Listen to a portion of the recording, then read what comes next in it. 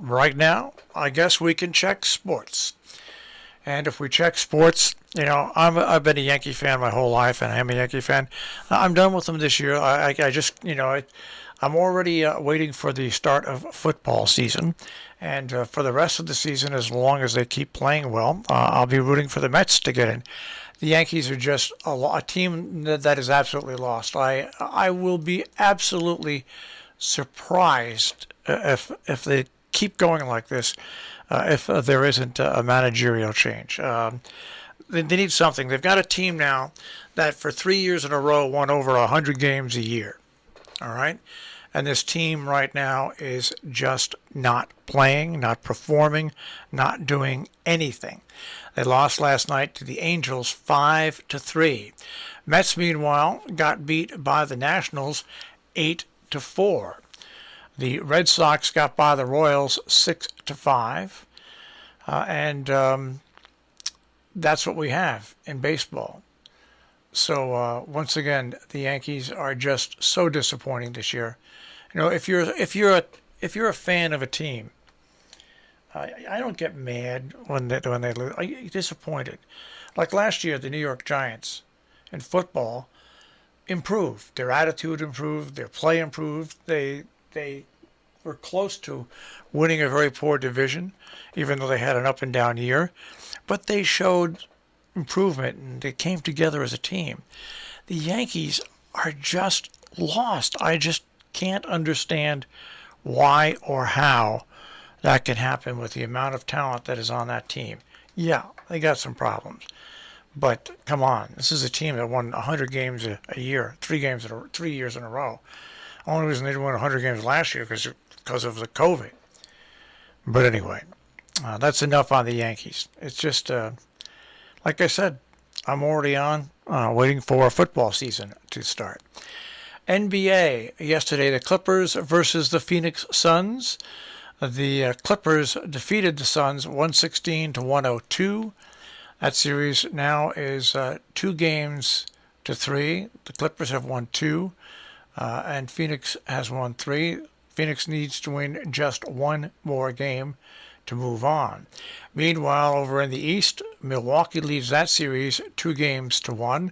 They last played on Sunday. I do believe that they will be playing today, the Bucks and the Hawks, at 8:30. All right? And then tomorrow, the Suns and the Clippers, once again, will be playing. Let's go over to the National Hockey League. It is time for the hockey results.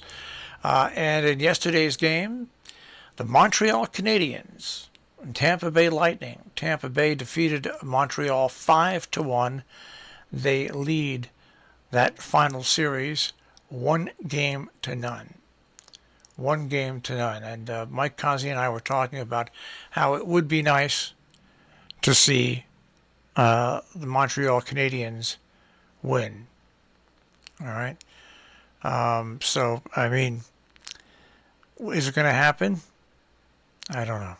I just don't know. But we can hope. All right. Seeing as there's no other. What the heck? I got to root for the Canadians. They're a classic. They're like the Yankees of the NHL, and you'd like to see them back in a win. Now, speaking about the National Hockey League, the NHL Commissioner Gary Bettman said time is running out to reach a deal to send players to the Winter Olympics. That means it looks like we will not have NHL players right now playing in the Olympics. All right. Now, NCAA, they lost a big court case at the Supreme Court. Now, all of a sudden, they want to try to stay relevant. So the NCAA Division I Council recommended that the Board of Directors adopt an interim policy to suspend amateurism rules so college athletes could make money off their name, image, and likeness. It took them this long to get to that point. They're crafting like an interim rules to try to get through this whole thing. And we didn't really talk a lot about it yesterday, but the Travelers. Amazing. An 8-hole playoff. These are guys that played 18 holes 4 days in a row, and then on the fourth day, they played an additional 8. That is 26 holes of golf on a hot and humid day.